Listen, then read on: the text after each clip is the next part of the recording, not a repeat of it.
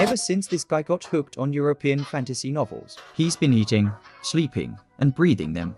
He insists on mastering some martial arts move, totally obsessed with iron palm, completely lost in it. Today, he's gonna show off a special skill to recreate the process of making medieval European armor. What kind of sparks will fly from this mashup?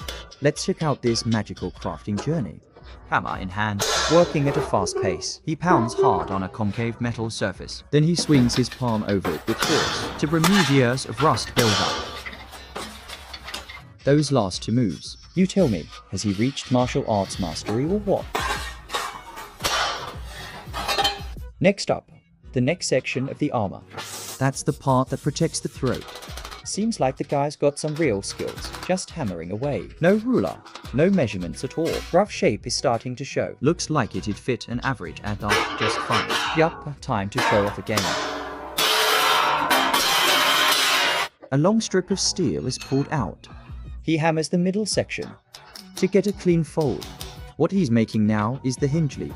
It's a key part for attaching metal pieces together. With a hinge, the helmet becomes easy to disassemble. Once one side is done, the two parts get assembled. Seems easy in modern times.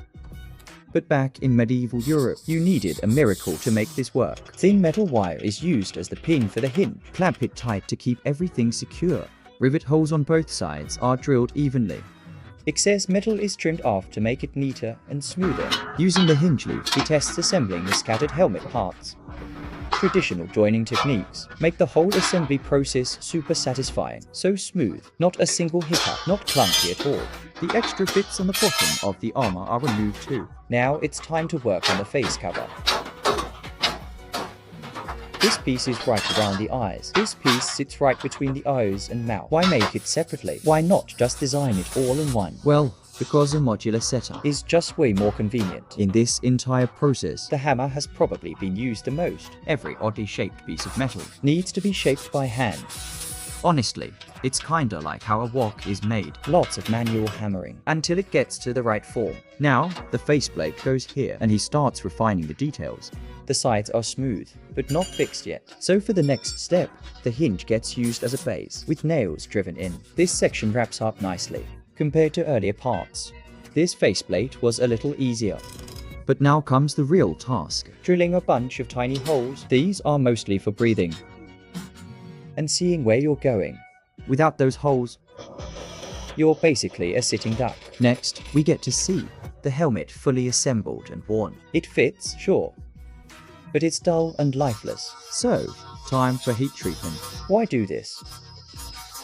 To make it tougher, he drops the helmet into a high heat chamber. After a while, the metal turns red hot. That intense heat, it makes the structure more solid. The metal's more uniform too. That's why heat treating is crucial. Now we move on to grinding and polishing. Look at that surface shine instantly. Looks cleaner, less likely to rust too. Now he's drawing a slot in the metal. This will become the helmet's locking clasp. It keeps everything locked in place. Even when you're moving around, you can tell it fits perfectly. Snaps right into position without any gap. Any extra bits? Yeah, those are getting trimmed of too. Now the helmet's in its best condition yet, with all the parts ready to go. We're finally moving into the main event. Assembly time. Time for our guy to flex his skills again. A few swift moves, and boom, it's mostly done. Now for the rivets.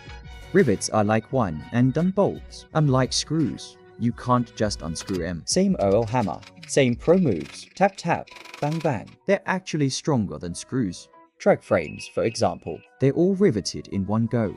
That also helps avoid anything loosening up while moving. This helmet opens from the bottom. You slide your head in. The neck guard is adjustable, so the whole thing stays snug and secure. Once the last pin is clamped in, the helmet is officially done. Let's take a moment to admire the final look. That shiny metal finish, a perfect throwback to medieval Europe. What you're seeing now is the disassembly part. With a little pressure, the helmet opens up wide enough to wear, and that wraps it up. That was the full helmet making process. Now, time to suit up. Here's how it looks when worn properly. And here's our farm girl out in the field,